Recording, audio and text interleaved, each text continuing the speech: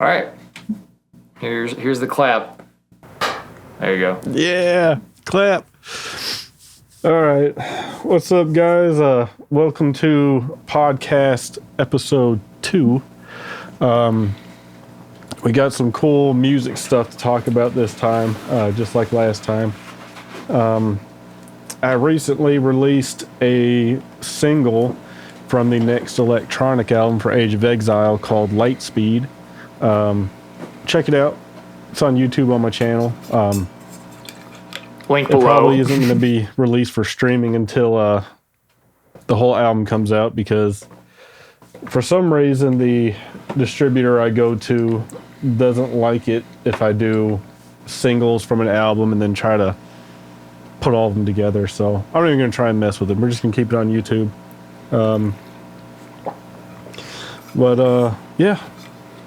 A couple days ago, I've been sick since last Tuesday, actually.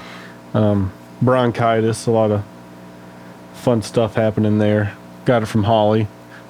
But during me being sick, actually, like 2 days after I was sick, heard popping sounds from my speakers, and lo and behold, my audio interface crapped out on me. Just died. But able to fix it with a new power supply, so I guess that's a plus. Oh, you did end up fixing it. I did, yeah. Okay. I remember telling you about it, and then I don't remember if you told me you fixed it. Yeah. Yeah, and then I didn't tell you I fixed it. I had the power supply come in. Thanks, China, because it was made in China. I saw the mixer you sent me, and I was thinking, Jesus Christ, if you end up going and paying for that, that's going to be a lot of money. That mixer was huge. Yeah, and it's funny you say that, because I actually found a different mixer / interface that I was going to get that was more expensive, which I'm really happy that I didn't have to get it, because I don't want to spend money. Yeah, I'm with you there. I understand that. Yeah. I was going to go with that Allen and Heath mixer board, but I found a PreSonus, the Studio Live 32SX, I think is what it's called. And it's, I don't know, are you familiar with the Behringer X32? Yeah, I've seen it before. I think, hold on, let me go on Google. X32? Is that the model of it? Yeah. I'm pretty sure I've seen this before. Or maybe like the 16. Okay, yeah, it's a digital mixer.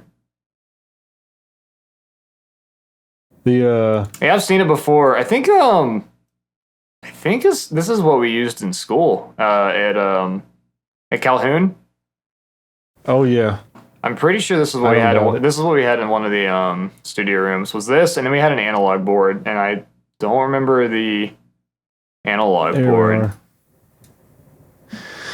This is the board that I was gonna. I ended up switching to if I was gonna get a board. The reason why I brought up the X32 is because this is kind of like the X32 in the sense that you've got like 16 channels here. Mm-hmm. And then you flip a button or hit a button, and it turns from like 1 to 16 to 17 to 32. Yeah, so it's got a multi-channel mixer, but it can just swap over. It's got the just without having all the faders and like having more knobs and stuff. So it's exactly super long. Yeah, that's pretty cool.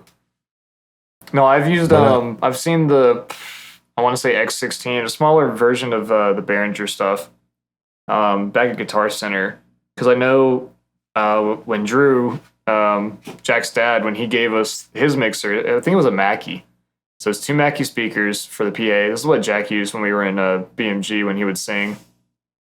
So it's 2 speakers, and then we would plug in both of those into the mixer and then have like a single XLR for the microphone. And it's just a simple 4-channel Mackie mixing board. All that's back in Bama. I'll have to probably get it when I end up coming back. But, I mean, it was fine. For what we were using it for, just to like band practice, like you could put could run 2 microphones to it. We did that because Daniel would do vocals on some tracks, but like just for vocals, it was fine because that's all we would have going through it. I was playing drums, and Daniel and Kendall or Griffin were playing throughout their amps. So the board and the PA just being for vocals worked fine. And it's like a foot by maybe a foot and a quarter, you know, not a big board at all. Hell yeah. It was just a nice small mixer. I've been wanting to get back into using like an actual mixer board and stuff. But at the same time, just being all digital is really convenient. Yeah, it's more space conscious. You have a little bit more economy in your room, I feel like. Honestly, yeah, there's just not... I don't know. I mean, and just... This might piss some people off, but just in my opinion, there's not a really big difference in sound between recording on a, analog board versus just going through a interface. I wouldn't know enough. I can't say. I haven't worked with both enough. I mean, I've worked with what I have in my room and at like school and whatnot, but that's not enough projects or time spent with either equipment to be able to have like a distinguishable difference between it. So I can't say. I definitely can hear the difference when, someone records the tape or, records analog, instead of doing something digitally. There is a difference, but it's hard to articulate or like pinpoint exactly. It's like that scratch sound. You remember that plugin you and I were talking about that's like that vinyl scratch that it puts over a track? It's kind of something like that. I don't know. Like I said, it's hard to articulate or really like explain what it is as far as audio. I know what you're talking about. I mean, I don't know. I mean, there is a difference, but to me, there's just not a big enough difference to want to go from spending. Yeah, I was about to say a lot of it's the money thing. Like if you can make music without spending a shit ton of money, then why would you obviously go and do that, Yeah, exactly. And we got so much technology, software, and other stuff available, and surprisingly enough, a lot of it's free. There's just no real point unless you're, want to go super intense and get a full-ass studio. Yeah, if you got the money for it or the reason for it. I've got a buddy of mine in Texas.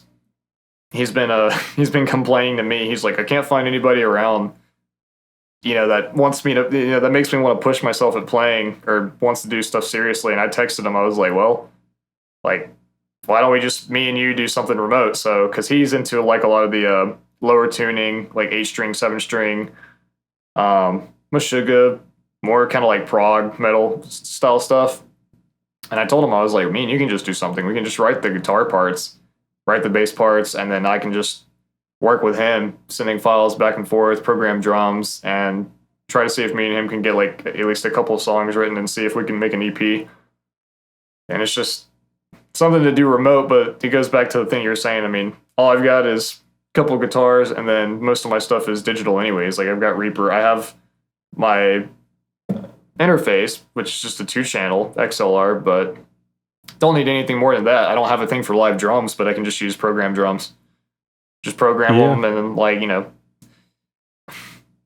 change velocity, humanize it, make it sound a little bit more bearable instead of just, like an automated robot. But you can get far enough with that. So bass guitar, actual guitar, program drums, vocals, I can bullshit enough, but there's plenty of music, and there's a lot of music now being put out, especially by a few of the labels that I listen to that are done remote by people either in the US or just like overseas, and they just do it all remote, and it gets mixed and mastered, and it sounds phenomenal. Dude, yeah. I mean, hey, if Meshuggah can use programmed drums, then that's anyone can. I've got I know their album Nothing. I love that record. I think it was one of the first ones I listened to by them. They have the original one, the orange one, which is Thomas on drums, and then they re-released it or remastered it, and it's the blue version, and that's all with programmed drums, I believe. And both of those on there, like there's a sound difference. You can definitely tell, but it's still sick. Dude, yeah. When I found out that their album Obzin was a drum machine. Was it entirely drum machine? That's what I heard. I heard that whole album was drum machine. I think they used was it Superior Drummer? I've heard it. I've never used Superior, but I've definitely heard of it. I use perfect drums. Yeah, this is just a story I heard. I don't know if it's true, but the whole reason why they used that drum machine, I think, from what I heard, was their drummer couldn't play bleed at the time.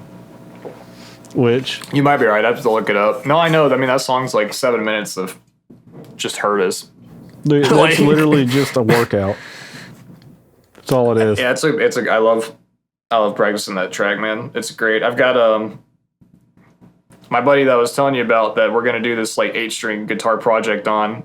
I think because of my death metal band here, we play in B standard, and my 8-string is in standard, so it's basically like a 7-string, BE. But I was talking to my buddy. I was like, well, we can just play in standard. And he's like, yeah, that's fine. I've got an 8-string in standard. But I know a lot of the stuff, like Cannibal stuff and Meshuggah, play in half step down. So everything on it, at least on an 8-string from Meshuggah, everything's half a step down. Cannibal plays on the 6-string, but if you have a 7-string, everything's half a step down, except for like, I think the G is like a sharp, just like a cent sharp, or not a cent, but it's a half step up. Because it's a 7-string, but most of that stuff you can play on it. But I think we're just going to stay in standard for what we're doing on the 8-string. It makes it easier to convey, share tablature, and also like, if we're talking about theory, if everything is relative as far as like it being in standard, it's easier to explain stuff and articulate riffs. Oh yeah, dude. When I got my 7-string electric, I got it for the sole purpose of just having it in standard tuning. The 7-string? Mainly, yeah, the 7-string. Mainly just because I had I have 5-string bass, and I always played in either drop C or standard tuning on the 5-string, and just having that 7-string in standard tuning just opened up everything, because I didn't have any electric like 6 strings, like drop tune to B or whatever. Yeah, no, I hate doing that. Like once you go like past drop C or C standard on a 6-string, you might as well just get a baritone or just buy a 7-string guitar.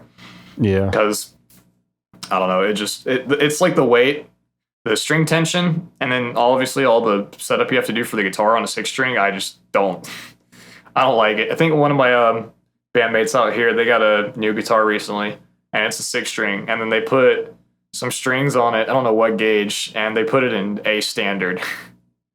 I'm like, that's so fucking low for a 6-string. But I'm the same as you. I mean, that my 8-string, if I ever change the tuning, it's only going to be a half step down, because there's just you're so low at that point with that F. There's just no reason to really mess with it. No, not really. And most of the big bands that people want to cover or they play in either standard on an 8 or maybe half step down. Or there's not a lot of deviation from standard on an 8-string, because it's just you have so much range already. Unless you're playing like an open tuning or something, but it'd have to be some like really obscure stuff. Dude, yeah, I tried playing an 8-string electric once, and dude, I hated it. I love mine. It was like my least favorite. I have to grab it out from under my bed, but I can show it off. Oh yeah, that's the new one you got, right? Yeah, it's the. I got a vacuum after we're done with this podcast. I got dog hair all over the floor. Oh no! I got this for Christmas, and I had a Agile. It's an Agile 8-string. Is what I have, but I had an Agile before, and before moving out here, I sold it to my buddy Alec, who was in the band Annihilism back home, and they played like a lot of not hardcore, a lot of like metalcore style riffs and whatnot, 8-string low tuning, and that's mainly what Alec plays, is like Trivium, 7-string, 8-string stuff. Oh yeah. So I sold him the 8-string, and it was a great guitar, but it had a headstock, and every time I would try to like play it, standing up or even sitting down, not as much sitting down, but standing up, the neck dive, because of the weight of the neck and the headstock, would always bring it down. So I had been wanting a headless guitar for a while, and I ended up just buying it during Christmas last year, because they had like one left. I was like, all right, well, I'm just gonna go ahead and get it. But it's 8-string, yeah, same thing. It's got Fishman, I guess 808 pickups. It's got a ebony fretboard. So fan frets as well. So higher scale, or I guess a longer scale going up, and then shorter scale going down to the E string, and then no headstock. It just goes over. That's awesome. It just goes over the nut, and then there's these little Allen screws that you screw in that clamp down the string. I haven't changed the strings on it yet. I need to, because this is the guitar we're going to use for that new project I was telling you about. But I need to change the strings on it, find a gauge that I like, and then I have to figure out how to intonate it, because Oh, have fun with that. it's a new bridge, kind of a new. I mean, all my guitars have Floyd Rose bridges, so yeah, I got to figure it out. But yeah, it's an Agile. I don't know if you can see it with the lighting and whatnot, but Agile, made in South Korea. But it's nice, man. It feels nice. It plays nice. I love it. Dude, it looks really neat. Has like a very classical feel. It's got the same thick neck, 8 string. So I mean, it's like playing a bass, but Oh yeah, it's like playing on a wooden plank. it's a sick Like guitar. 2x4. Oh yeah, I like it a lot. I got to pick it up and play it more, because playing on a 6 string and then going to the 8 string and back and forth it's definitely different. When I go from the 8 string to the 6, it feels easier because there's less. But Oh yeah. I got to get used to playing on the 8 string more. But that's what we're going to use for the new project that I'm doing with my friend in Texas. And then, like I said, my bass, my 5 string, my Ibanez, it's in standard, so it's BEADG. And I use the same bass for subjected, so you just tune all of those up a half step and you're in C standard. So the low B becomes C. So I can swap back and forth, but I need to set both of those, the bass and the guitar, up for this new project we're going to do, if we're going to end up writing and recording stuff and sending it back and forth. Hell yeah. Yeah, that I've tried doing that before, like recording stuff and sending it back and forth. And I don't know what it is, but Google Drive, every time I would send like guitar files or I would receive guitar files or something, it never failed. There was always one file that was just messed up. Like either somehow it was like, I don't know how to explain it. It's like they took the waveform and then stretched it all the way out. Like it's almost like they put a limiter on it and then squashed the fuck out of it. I don't know why it does that, but I'd have to ask other people that work remote kind of what they do, or what they figured out as far as trial and error doing this stuff. Because I've had got a couple buddies in Louisiana that we're trying to do a split with subjected, and we've sent stuff back and forth. We have a Dropbox, Courtney and I do for our stuff, but I've sent it. I haven't had too many issues with it so far, but also haven't done it enough, I guess, to run into any problems. But so far I haven't had to deal with anything as far as like audio, being compromised or corrupted. Yeah. It's probably just user error on my end or whoever was sending it to me. Yeah, it could be But that. I've only ever had problems with Google Drive. I've never had problems with Dropbox sending things back and forth. So I think the less you do, I mean, it's kind of like a complex machine too. The less that you send back and forth, the less probability you're going to have of anything being like lost or corrupted. Oh yeah. So I mean, that's also a contributing factor as well. But I don't know.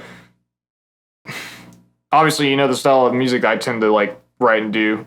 This music that me and my buddy are going to do, I think it's going to be a bit different, or I guess out of my comfort zone. So I got to see like what we're going to end up writing, how far we get with that. But I'm only doing one class at a time right now with school, so I should have time to get some stuff done and working around him, because he drives, I think, like 4 hours away from Houston to work for like 2 weeks at a time, and he just goes back and forth between work and home because of the type of job that he does. So I have to figure out like how feasible it's going to be for us to write and get stuff done. I mean, if he's home, if it is what it sounds like, if he's home for 2 weeks straight and not having to work, Get some stuff that done. leaves plenty of time. Yeah, I know. There's that. Yeah, no, I was saying, I know he takes his guitars with him too. So he like ends up getting an apartment or whatnot, takes his guitars and might have a laptop while he works. But I think while he's working like a lot, like 12 to 14 hour days, maybe. So Damn. wait,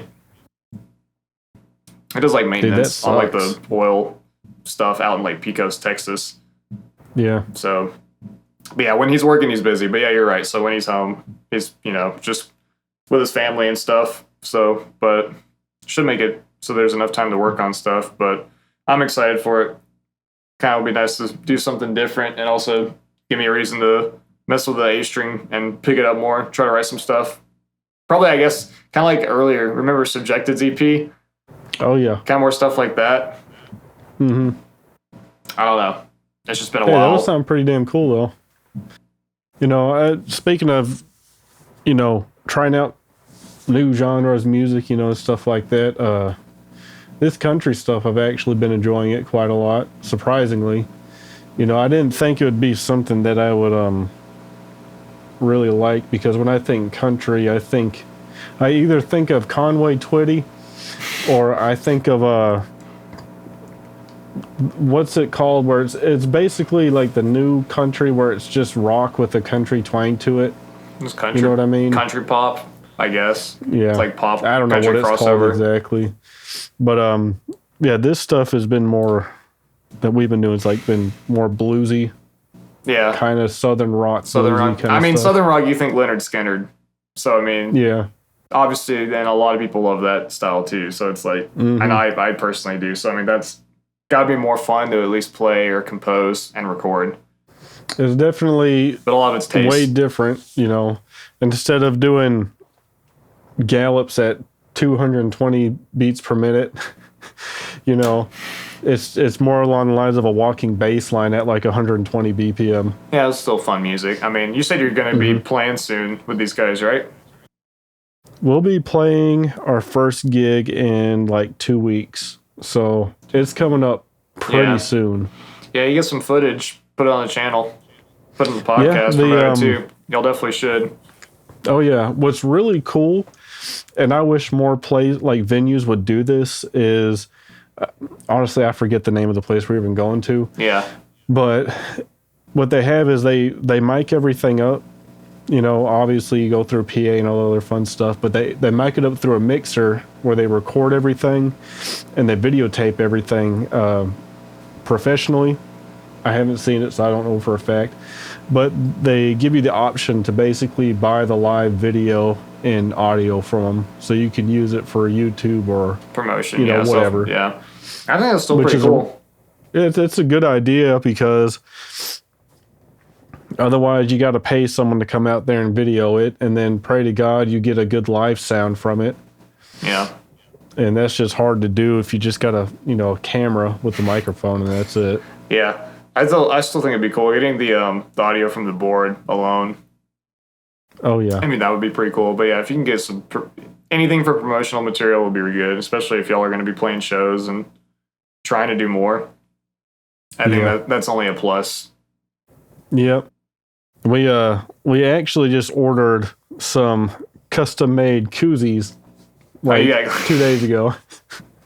Like the beer holder things like that? Yeah, little can koozies. I got I remember when Griffin and I drove out here, we went to Buc-ee's, and I was like, oh, I got to buy something for my mother from Buc-ee's.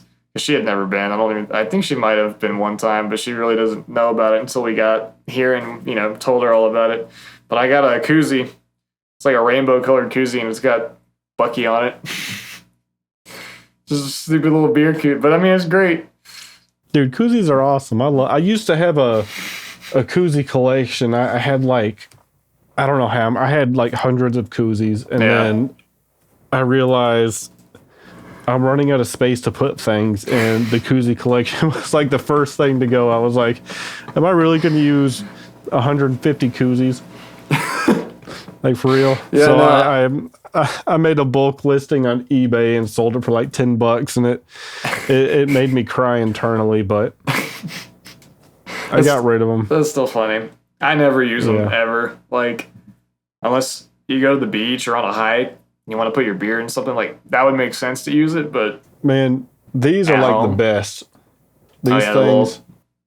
I've seen those. I just have I think it's a rip off of like those water flasks. I don't know. I got it for like $30 for Christmas. I got my mother and I both one, but it's an iron flask. And There you go. it's like a 64-ounce thing that just insulates water. So like you put ice in here and it keeps it cold. Actually, the ice will stay in here for a good long while, even if it's warm. And the rest of the house. Yeah.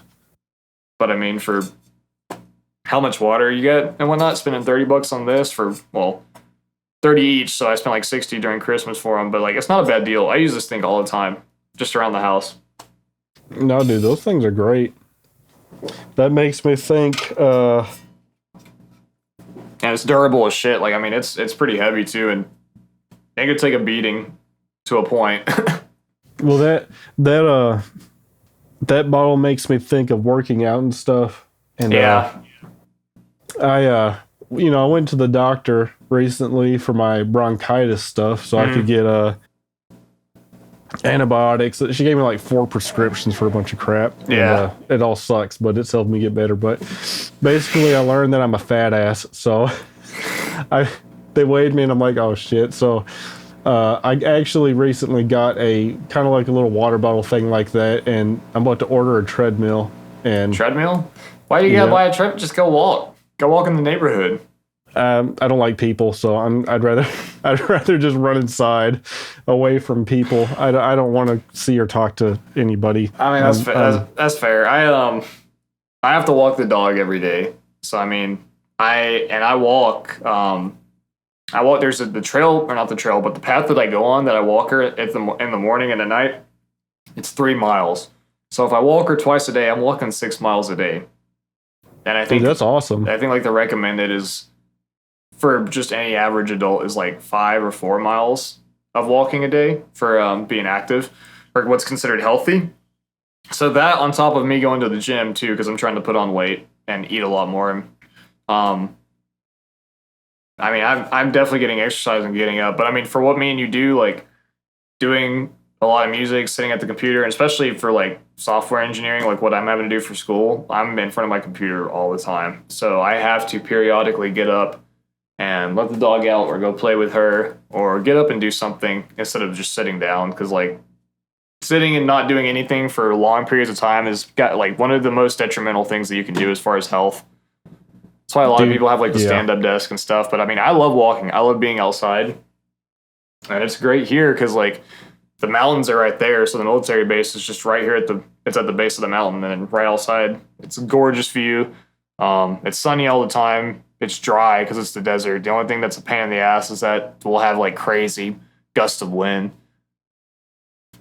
Dude, we just had a bunch of storms and shit down here. Yeah, I heard y'all had some tornadoes, I think.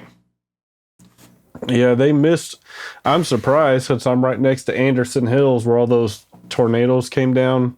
April, whatever, 2012 or whatever year it was. It was April 27th. I don't remember the year, but I think it was April 27th.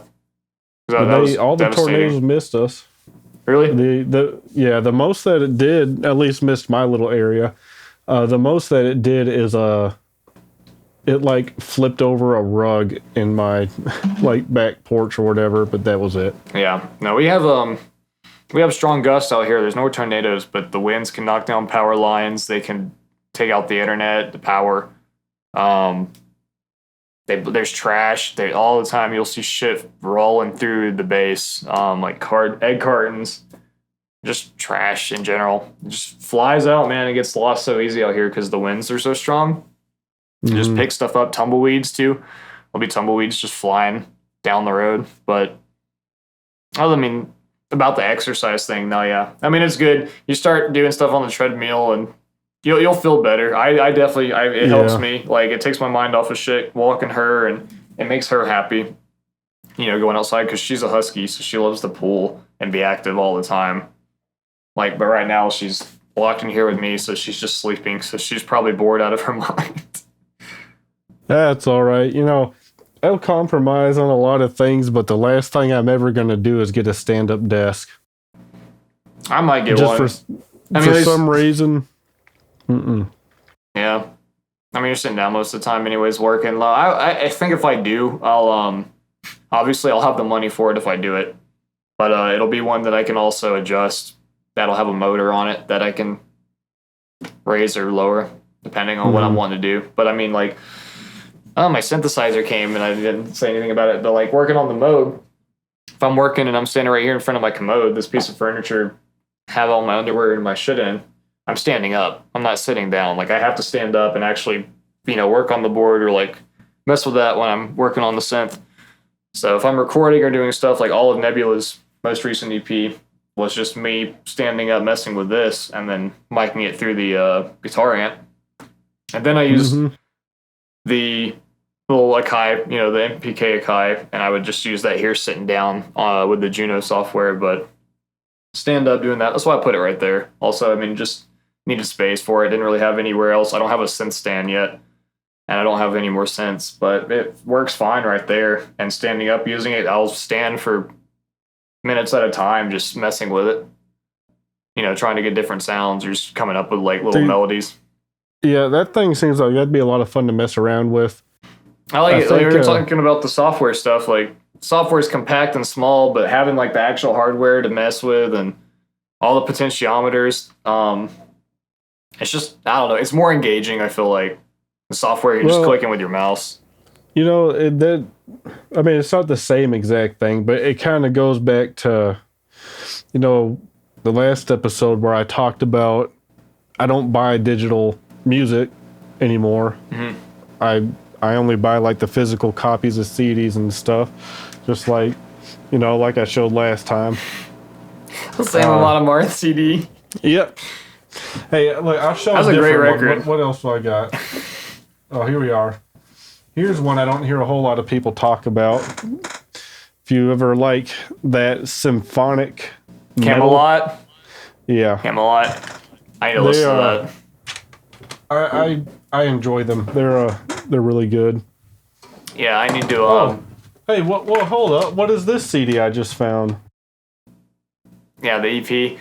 I don't remember who. I think my buddy Michael from Astral Tomb in Colorado. I think he made CDs of that when I recorded it with you years ago.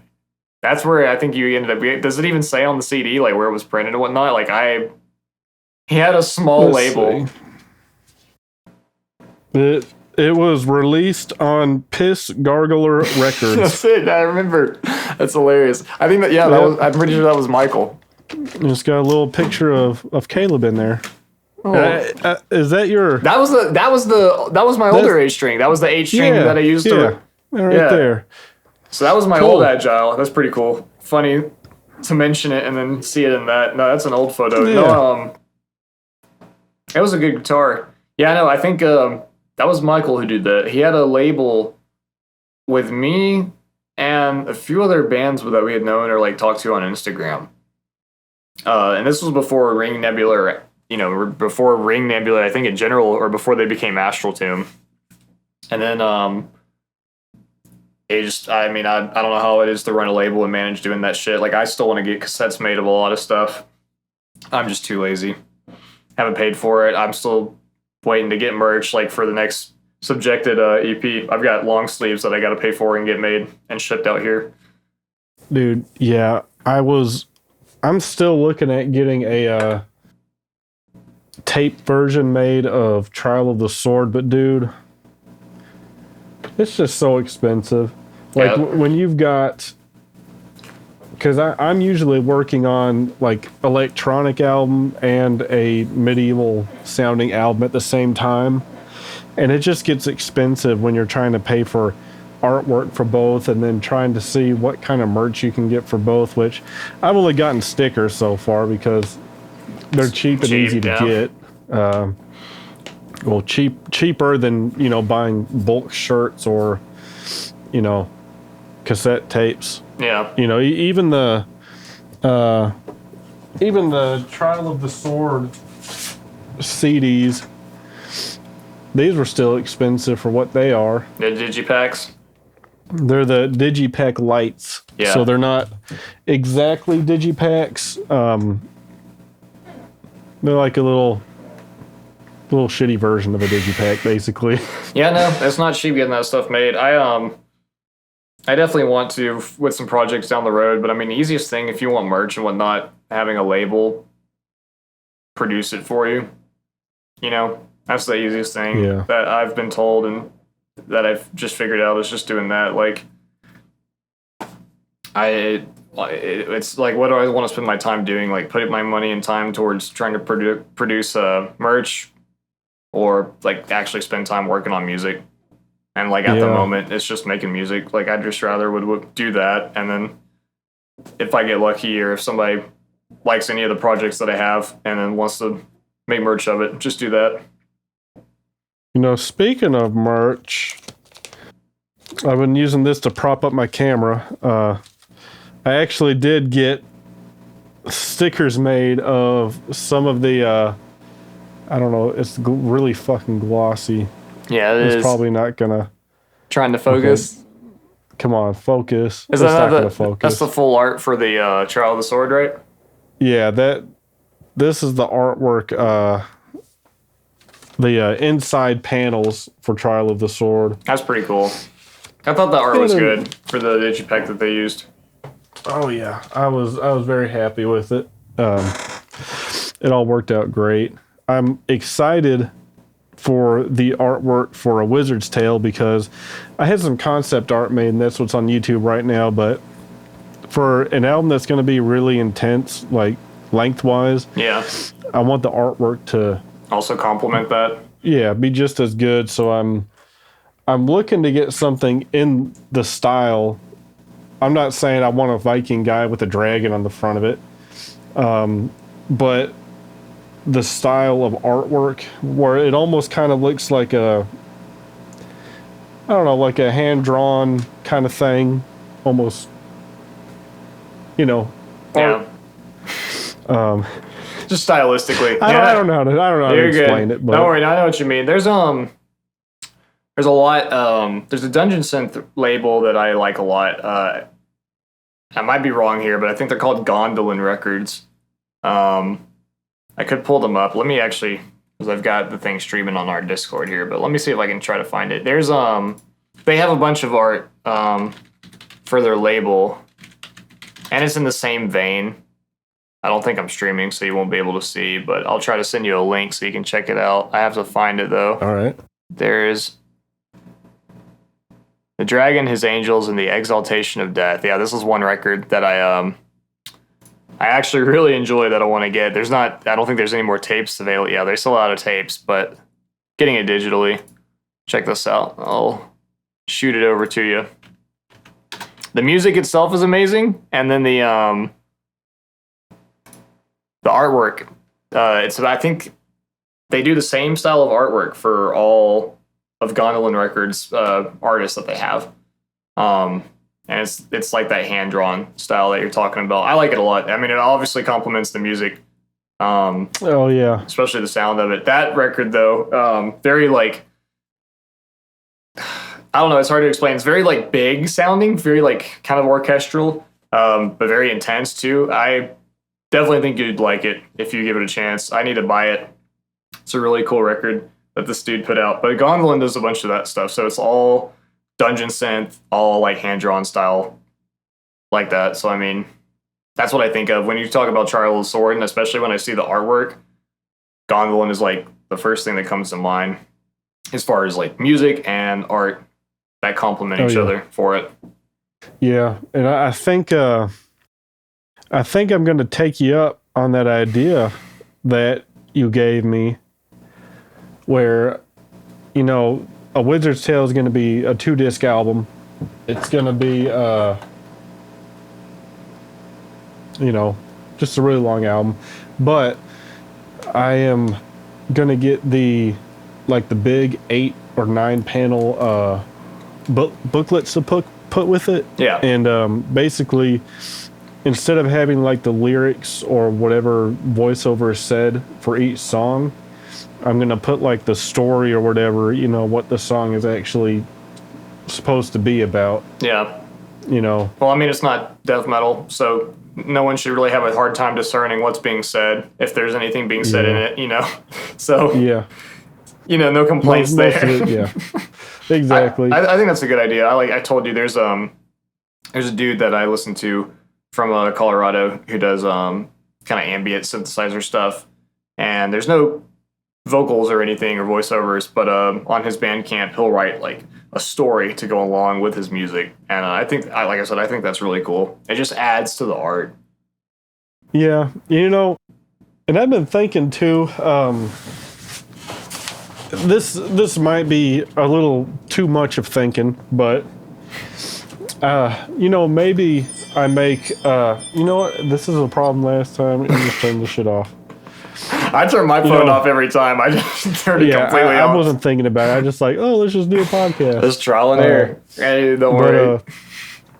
I'm thinking of maybe doing like a comic book kind of thing. Oh yeah. Not a manga would be way too much, and something short and sweet. You know how Cannibal Corpse, they did their comic book version of what was it, Evisceration Plague? Yeah, I think it was the Evisceration Plague. You know, it wouldn't be as extravagant as that. But. Yeah. No, I still think that's cool though. I mean, any music nerd, anybody that likes that style of music and whatnot, and you know, has any affinity towards any particular artist, they would buy it. Guaranteed. Mm-hmm. I mean, it would be just a cool thing to have too, you know. And it's a great merch idea, but I just don't know how to start doing it, you know. I'd have to find someone that can actually draw all the stuff, and that's going to be expensive. Then I'm going to have to find someone that knows how to basically put all that stuff into files where we can have it printed somewhere. Yeah. And then figure out who actually prints stuff like that. So it'd be costs on top of costs, and it would just be real expensive. A lot of it could be DIY. I mean, you could try to do as much of it on your own as possible. Dude, I can't draw with a shit. Like I can do like stick figures, and that's it. Not the drawing. I just mean like once you get the art, you could get Photoshop and then organize it how you need to where you could print it yourself, and then you know. Just fold it up or whatever. I mean, it would be very kind of like cookie cutter-esque, but it's a start. And I mean, at least you would have it. Like a lot of that is like the aesthetic too, like that DIY, like really lo-fi or like low production value material. I mean, it would be worth something down the road too, because I mean, there's plenty of stuff that is like that now that people would spend money for. So that's what I would do. I mean, and you can find. There's plenty of artists out there that are doing commission work or that are trying to like get started and that want to have like something to put towards their portfolio. So if they like your music and they want to work with you and you can do it, you can come to a compromise. So it really just depends. I mean, but it's not a bad idea at all. I think it's, like I said, it's a very nerdy thing specifically, but it'd be cool, especially for someone. I mean, I love stuff like that. I thought the Cannibal book was incredible that they did with David Vincent. Oh yeah, or not David Vincent, but I don't know who did it, but the book is awesome. Yeah, the dude's name I can't remember. I mean, they've had the same artist for years. I just can't remember his name. But no, you're right. Yeah, it's it'll be a work in progress. It'll be something I have to research. You know, other things I've been thinking about doing too is like I don't know, like music videos. If it's for the electronic stuff, I've been thinking of. You ever seen that? Like the AI image generated videos? I think I've seen like probably maybe a few of them. I can't think of like any particular one off the top of my head, but I have I guess the thing everybody thinks about is the old software version of like Microsoft where you put in a CD and it would just play like colors, like bouncing off of the sound, or just it'd be a random sequence that just loops.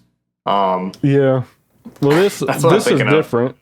It's like it is really hard to explain because AI is just really fucking weird to begin with. I'll have to show it to you at some point, but I'd be thinking about doing something like that for the electronic music. And for the medieval stuff, I'm probably going to write a song where I can use...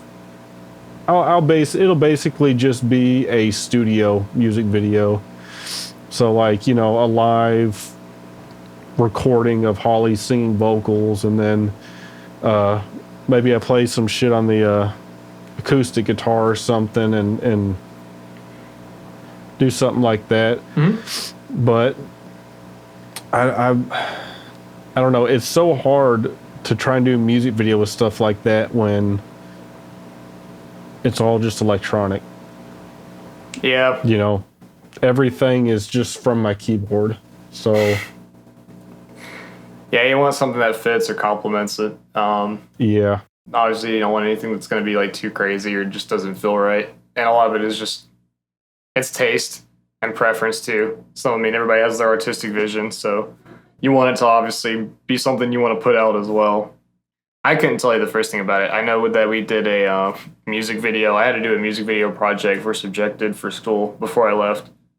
And I think we just went to some building behind Drew's house. And just the three of us just sat there and had someone, I think it was Griffin that filmed it. And it was a very awful music video. I don't think I put it out. I just put a little bit of it on my Instagram.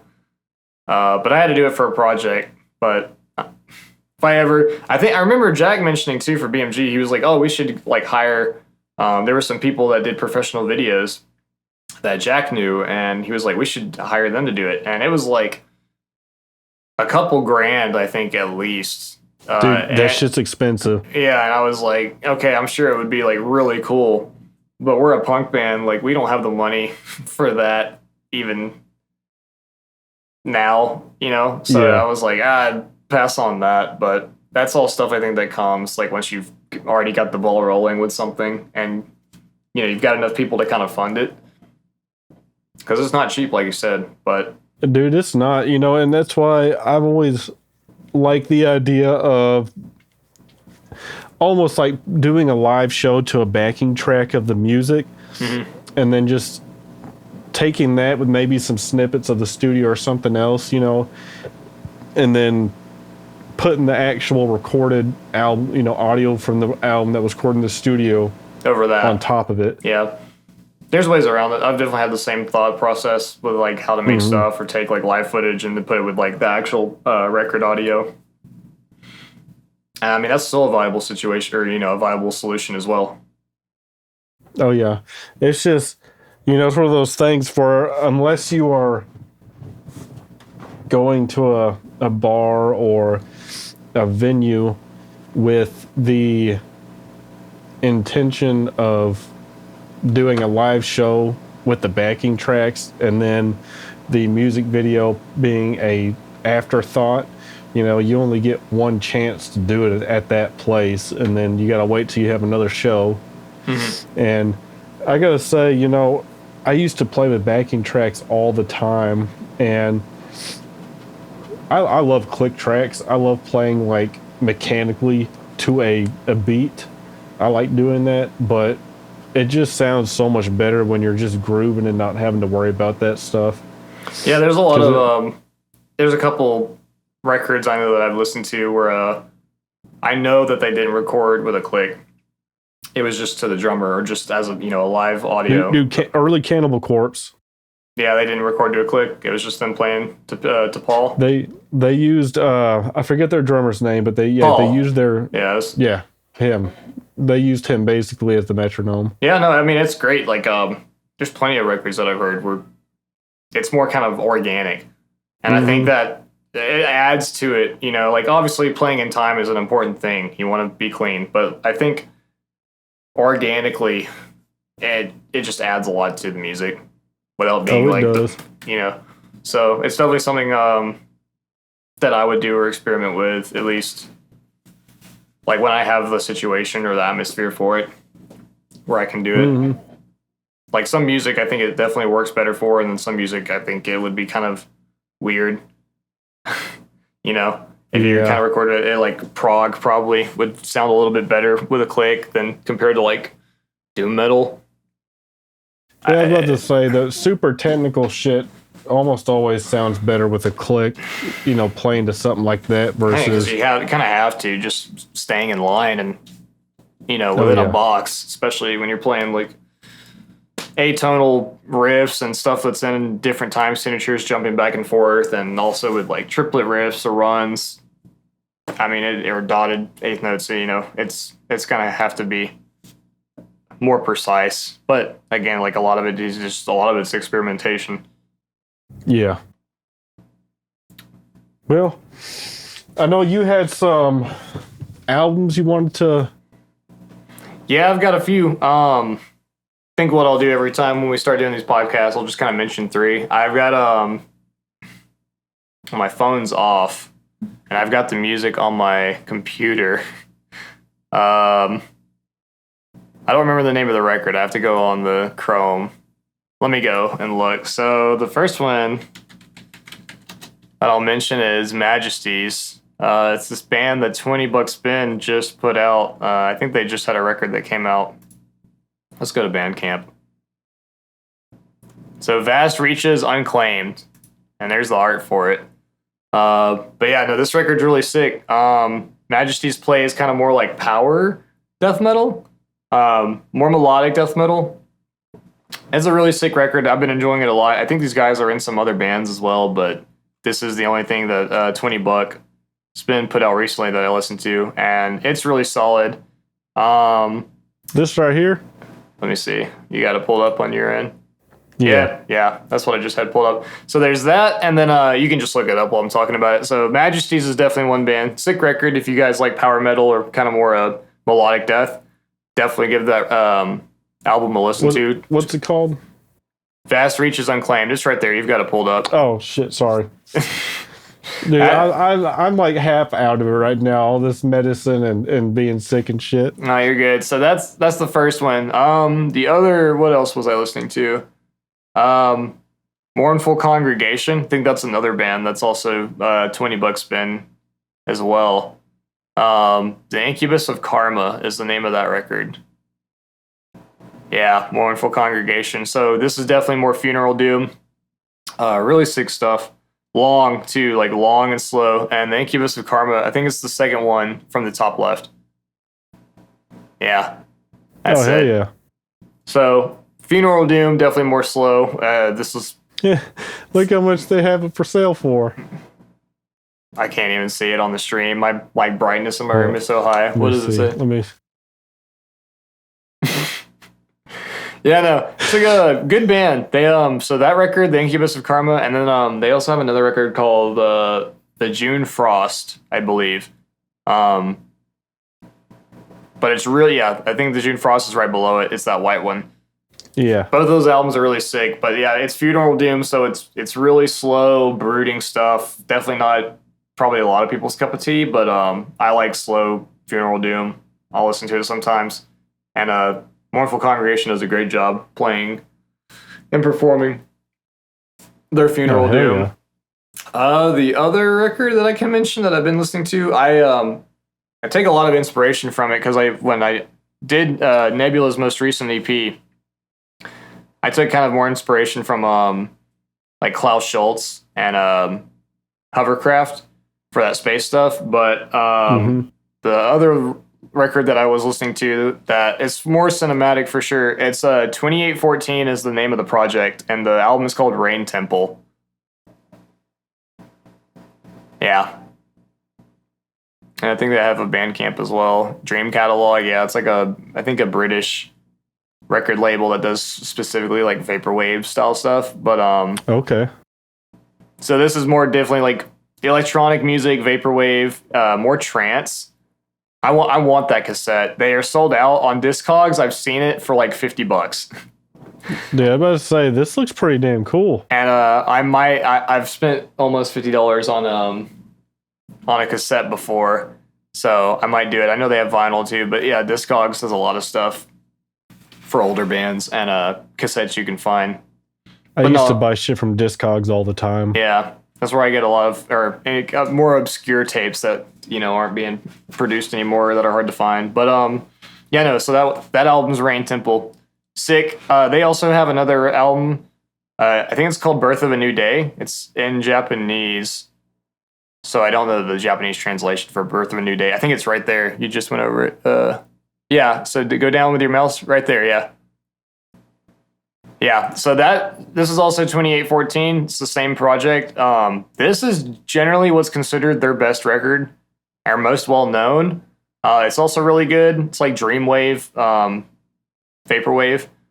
Oh hell yeah! But I still think the one that you were just looking at, Rain Temple, I think that's my personal favorite. But both of those records are absolutely sick as far as electronic music goes. As far as like Vaporwave goes, yeah. I really want to kind of get the epicness, or because their material is long too, so that's obviously one plus for someone like me who likes long stuff. But their production is really clean, and the songwriting is also very good to do. 2814 is like a joint project. It's Telepath and then this other dude. I don't remember the moniker for them though, but it's two people, kind of like what me and you were doing from Morningwood. But everything that they do is generally like really, really, really solid stuff. Oh hell yeah! Yeah, Dude, that's pretty awesome though. But those are the only three, I guess, like three bands or CDs or records that I was listening to this past week. But I got a lot of other music that I want to check out too coming up, and I got school, I got a project I got to do on Wednesday. I actually got to start once we get done with this project. I got some schoolwork I got to do, and I got to entertain the dog for a little bit because she's getting pretty bored. You know, whenever we get our new place, we're getting 2 dogs, and I don't know if I'm excited or not for it. I mean, is it your decision or Holly's decision? Well, Holly wanted to get a little pug. Oh my god, I hate pugs. And I told her that if we get one, we need to get 2 so they have playmates, so they're not lonely, you know. Yeah. So the other one would be my choice, and I'm going to get a German Shepherd. All right, yeah, no, I was about to say Saint is so she's predominantly husky, and then she has Malamute and German Shepherd in her. There you go. And the Malamute you can tell in her face and her paws, but the Shepherd is like in her body shape, like it's pretty obvious. Shepherds are great dogs, though. I love German Shepherds. Yeah. So I think you're really going to enjoy having one. I want something, you know, if I'm not home and Holly's home or something, and, you know, let's say shit goes down, then I have a dog that can eat someone. Yeah, you'll have to, I mean, they're sweet dogs. You'll have to train them, but you don't want your dog to be aggressive. Too aggressive, too. Aggressive. I plan on going through training and stuff like that with it. It's going to be a process, but, you know, I'm going to get both the dogs as puppies and then train them from when they're puppies. That'll be good. I definitely would recommend that. It's a lot easier to train them when they're younger than it is once they start getting older. You can still do it. It's just significantly easier when they're still young and impressionable. But I mean, that's how she was, because she's pretty well trained, but she's still kind of like just coming out of her year, or she's just around a year old. So I mean, she's still a pup in a way. Yeah. But yeah, no, that's not a bad idea. I just know pugs are cute. I think Daniel and their dad, they had a couple of pugs, but Daniel and his brother John, they both detest dogs because their dad has some, and I don't think he trains them properly at all. They're like, if we get any pets, we're getting cats. And Daniel's allergic to cats too. I don't know if you remember that. I don't remember that, actually. Yeah. So I mean, they're not getting any dogs ever, probably, because their dad has ruined them with his dogs. But it sucks, man. I know people always shit on dog owners, but a lot of it is like, you know, if you have an animal, especially a dog, you know, a cat's a little bit easier because they're so independent. But if you have a dog and you don't train it, it's a major reflection of how, you know, the trainer is, or the owner. Oh yeah. Yeah, it's that's usually how it is. You know, I don't have a whole lot of bad experiences with dogs. I had a Cocker Spaniel named Chelsea, like a really long time ago, and she was basically just a little summer sausage with little legs because my parents would feed her moist and meaty all the time. Yeah. So she got overweight real quick, and but she lived to be like, I don't know, 14 or 15 years old. It's not bad. No, I know huskies like her, they live to be 10 to 12, within that range. But she gets exercised pretty well. I don't feed her people food. pretty much ever. I'll feed That's her. good. I'll give her like fruits and vegetables that she can eat, that dogs can eat, like pumpkin. She loves pumpkin. Lettuce, I know sometimes they can eat that, and like apples. Um, Things that they can eat that are good for them. But besides that, she doesn't deviate from the regular kibble or wet food that I give her. Yeah. So I'd also like, I don't want to give her people food because I don't want her. She's already in the kitchen all the time when my mom and I are in there. So like she'll be right on you. So I don't want her to have another reason to hover around us when we're in the kitchen moving like hot pans or trying to cook. Yeah, tripping over that shit when you're got that around recipe for disaster. Yeah, but they're very affectionate dogs. They want to be around you all the time, so that's just how she is. When you get a shepherd, it'll be affectionate, but they'll probably be more standoffish or have like their own little spot or bed whenever you're trying to do stuff, especially if like Holly's in the kitchen and stuff. Yeah. Yeah, it'll be a lot different than having a cat, I've got one cat right now, JoJo. Yeah, you still got JoJo. Yeah, she's dude, I don't know what is wrong with that cat. When I'm upstairs and I'm doing anything, she will never come upstairs unless Holly comes upstairs. But if she sees me look at it, dude, she like sprints down the staircase. Like she sounds like a stampede of horses going down the staircase. But like when I'm downstairs, if we make eye contact, she starts meowing and doing normal cat stuff. Yeah, I don't know. Cats have wild personalities, so yeah, she probably just got upset because right down here near my leg, I have my headphone amp. Yeah. And there is a cable that is placed just perfectly where it comes out, but then curves around to go behind the amp. Mm-hmm. And when I wouldn't pet her when she was up here, she would start nibbling on it. And then when I would yell at her, she would run away. Yeah. And I think that's probably what it was. Yeah, no, that would make sense. Yeah, she's nibbling on it. I'd be like, dude, what the fuck are you doing? And then she'd look at me and then just sprint. Yeah, and freak out. No, that's... Yep. Yang would do that. He would chew on the wires when he was younger. And then eventually he stopped. Like gnawing on stuff and whatnot. Yeah. I think it was definitely like a teething thing with him when he was a younger kitten. But I was always paranoid he would chew on like my 1/4-inch cables and stuff. But I mean, these are pretty thick. Yeah. But eventually he stopped, And especially when he got older, didn't really have to worry about him too much. He would just do his own thing, and I would never have to really worry about him. With her, when I first got her, I was like, oh, I have to keep an eye on her, and I don't want to say anything too soon, because she could easily be playing with, like, her ball or something, and then knock some furniture down in the house. Or, like, my mom has, like, a wine rack with like glasses on it and like all these bottles of wine. And I'm like, God forbid, like she hits that playing and then just shit goes fucking everywhere.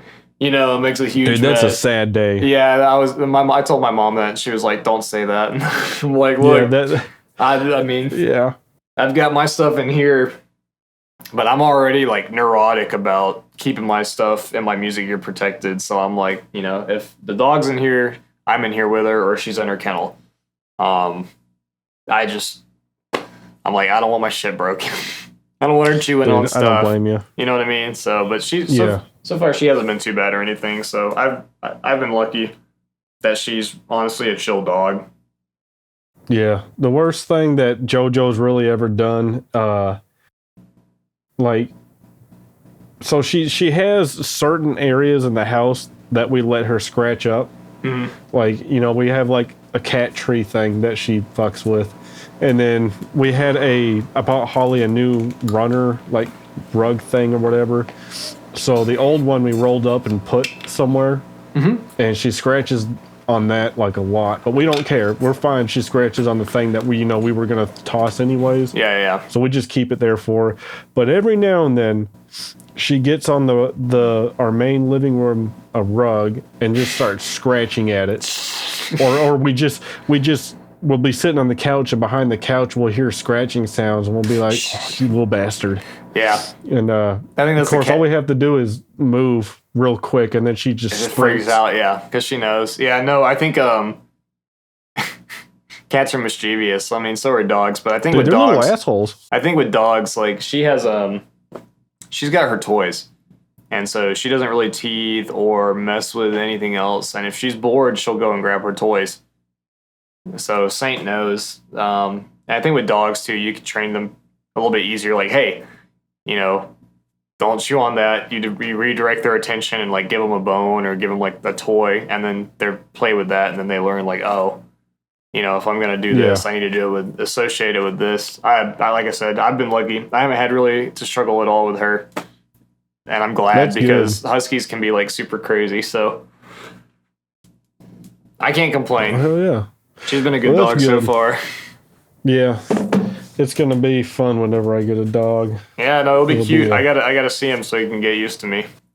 Yeah. I know my buddy Andrew, he's going over to Japan to go work for this company, and he's gonna be moving over there here soon, but his parents just got his dog died last year. Lola was a golden retriever, and they just got another puppy named Kona.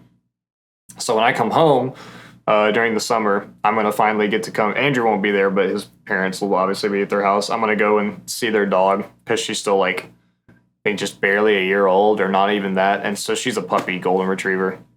Oh yeah. And so yeah, she's it's super cute.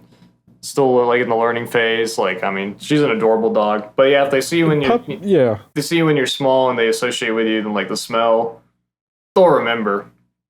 Yeah. Because I mean, even Andrew's old dog Lola, I had never lived with him or anything, but I'd known Andrew for years, and I would go over there all the time and stay the night or hang out. And so like she knew me just because of the scent alone and because I was there so frequently. And it was the same like that. There was a German Shepherd that lived near my grandparents. So the neighbor diagonal from my grandparents' house, they had a German Shepherd for years. And I would go over there into their yard too, because it was a guard dog. They had a shot collar, but I would go into their yard and I'd pet their German Shepherd, and the owner, you know, I knew him. My grandparents knew him because it was their neighbor, but I would play with their dog and, you know, say hi to him. So like and I was a kid too. This was a full-grown German Shepherd guard dog, and I would walk over there like as a child and not be afraid because I knew the dog was not going to do anything. Yeah. Yeah, and I mean, obviously, some dogs are just like that, you know. I say that too as someone who was like attacked in the face by a dog when I was like really young. So like it was like an understanding thing. You don't cross a certain boundary with like animals. Yeah. But if you're like comfortable enough, like, you know what I mean? It's like an understood. Holly told me a story about when she was a kid, how there was this big dog. I don't know if it was a German Shepherd or it might have been something similar, but it would go into her front. You know, this is when she was like little, like tiny Holly, like, you know, little kid Holly. Yeah. And this dog would go into their yard every now and then, and, you know, a really little kid being a little kid sometimes is just like, you know, I don't want that dog in my yard.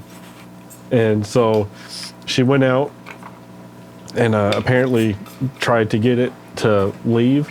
Yeah. And it bit her in the face. Yep. And she was bleeding everywhere. And that's what happened to me. Like a part of my nose, you probably don't even know if you can see it, but there's like a little divot in my nose where my flesh got taken out when I was little. So like I know it's scary because it happened to me as a kid and it freaked me out.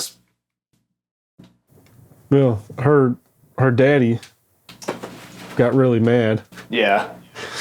And yeah. Let's just say they killed the dog is gone. Yeah. So, yeah, that didn't happen with mine. The dog that bit me, it was the boyfriend that my mom had at the time. It was his dog, and it was an old dog. And I was like just petting him, playing with him. And I was a kid. I was really small, so I just didn't do anything. But I was probably like rubbing their face like this, or, you know, scratching his ear. And I had done something to where I hurt him, and he just attacked me and so started biting my face. And so like they didn't put the dog down or anything. But I went to the hospital and like I had to get stitches. I was freaking out as a kid because I saw blood on my face and I'm like, oh my God, I'm dying. And it hurt. It hurt. So, yeah, it freaked me out. But like it never scared me away from dogs, like permanently. So I mean, and I'm not afraid like that with her because like I can I can scratch her and put my face in front of her and whatnot, but like I know that she's not gonna do that, and she's also not an older dog. You have to kind of be careful with the older animals. Yeah, you know, I have one animal story. I don't. I almost actually I don't even think about that much anymore. But when I was a really little, and I say animal, it's a bug. But It's a when I was bug. a really little kid, I forget exactly what I was doing. I was playing with sticks in the yard or some shit. But a gnat flew into my ear and wouldn't come out. Oh god. So all I kept hearing, I don't know if you've ever had that happen before. I've had a mosquito fly in my eye, and that hurt like a motherfucker. Well, see, this didn't hurt, but when you have the sound of wings flapping right in your eardrum, Yeah, it's like, dude, it is a scary sound when you're like 5 years old, 6 years old. And I had on a shirt that I had gone to church or something, and we made these white shirts, and we had these little sponges that we put in red paint, and then we painted the front of the shirt with it. I don't know, like fish or some shit. yeah. And basically, I had that shirt on, and we went to the little emergency room, and the doctors thought it was blood. So they rushed me back like really fucking quick. It's the quickest I've ever been seen in an emergency room for anything. That's funny. And they just like, oh yeah, it's just a little gnat. We got it. Problem It took solved. like 5 minutes. Yeah, they just took the gnat out my ear, and that was it. That's funny. Yeah, I was so traumatized by it for like the next like year that this is in Wisconsin, so we had all the snow gear and stuff like that. So in the summer, I would put on the like the headbands to cover my ears in the summer because I didn't want gnats flying in it. So it made you paranoid for a little bit. Yeah, it made me Yeah. paranoid for like a year. And I was like, I don't like gnats. That It's like, I still don't like them. that's fair. I don't like insects that sting because I was stung by a bee and some other ones when I was younger. So like wasps and bees, like I can be around them and tolerate them, but if they get like too close to me, I'm like, all right, like you're not supposed to move or make. I'm like, no, fuck it, like I'm out. I'll fucking take off sprinting. If it gets Dude. like way too close, I'm like, I ain't doing with this shit. You would have shit your pants if you were at my house like it was like 6 months ago. Oh, would Maybe you find 7 like months a ago. hornet's nest or some shit? It's worse. I wanted to grill. I hadn't grilled the entire year. Can't and even I wanted grill. to make I wanted to make some steaks, and I'm like, I'm gonna grill some steaks and make some good shit to eat. Yeah. Well, I opened up the grill, Oh God. put this and to turn it on, and then I noticed there's a wasp nest in it. So I'm like, okay, fuck it. I'll just shut the grill, turn it on, and wait till it burns up. Yeah. Right? Just nuke them. Well, I ran back inside because I saw a couple. There were yellow jackets. Oh. A couple yellow jackets were flying around. So I'm like, fuck this. I'm going back inside. The grill was still on. I went inside, and I looked, and it wasn't one wasp nest, and it wasn't 3, and it wasn't 4. There was about 7 to 8 wasp nests that had wasps in them. There was 2 in the corner in the back porch. There was 1 inside the grill. We had 2, 1 under each of our chairs that was outside. Oh, we had Jesus. 1 underneath our little fire pit, and then we had 1 or 2, I can't remember, that was on the grill, not in it, but like on the grill. Yeah. And they were all filled with wasps, and they were going fucking everywhere, dude. And I'm like, I need to go turn the grill off. So I just kind of stood there and I waited. You could hear all the wasps like hitting the sliding glass door trying to get inside. Yeah. And I just stood there. I just waited till I didn't hear any more things hitting the door. And I didn't see them running around or flying around outside. And I was like, all right, Holly, I'm going to run out there. Wish me luck. I didn't get stung. I was surprised. But I turned the grill off and ran back inside. That's the fastest I've moved in a long time. But that we called our like our bug people that come spray our house every now and then. We're like, dude, can y'all please come out like as soon as y'all can and just spray the shit out of our back porch, because it's like they're everywhere back there. Yeah. And yeah. We haven't. So- I mean, there's like scorpions and tarantulas out here in New Mexico, but it's still springtime, so I haven't really seen too many. And even when I came out here last year, like I saw a couple of tarantulas. There's like these Pepsis moths, or it's like Pepsis wasp, and they're like blue and they have red wings. They look deadly and mean as a motherfucker, but there's not like too much out here because it is the desert. So Yeah. I don't complain. There's no mosquitoes because there's no water. So, you know what I mean? Like back home in Alabama, it's like super moist and there's got like Dude, puddles they're everywhere. everywhere. Yeah, I know. So like out here, not a problem. That's like the one thing I do like about being out here. There's like not a lot to really have to worry or deal with. Yeah. So I can't complain at all. But I'm not like a huge bug guy. But like since you're talking about like bugs, I guess before we cut the podcast, I'll show you. I got my mom to give me a little plant to decorate the to put near the synthesizer because I've got like the whole like synth aesthetic that people do. I've got crystals out. I got a salt lamp. And then my mom gave me this succulent, and it finally bloomed. Like, look how tall that thing! Like, it just shot up like out of nowhere. Hell yeah. But this is like a wild looking like cactus. Trying to show it as much as I can without hurting them or like putting it in a thing. But it's an absolutely wild type of plant. Looks Dude, that's absolutely awesome. sick, and you water it like once or twice every 2 weeks, and they don't need like a ton of sunlight at all. But yeah, so. And I think I need to repot this one too at some point, but I have this little guy that my mom gave me, and so he just kind of sits, you know, behind the synth sometime. And if I want to give him sun, I put him on the put him on my Pokemon ETB box up there, so he can, you know, there's like a window you can see it's on me right now, so he gets some sunlight. But it's a nice little plant. It's super easy to take care of.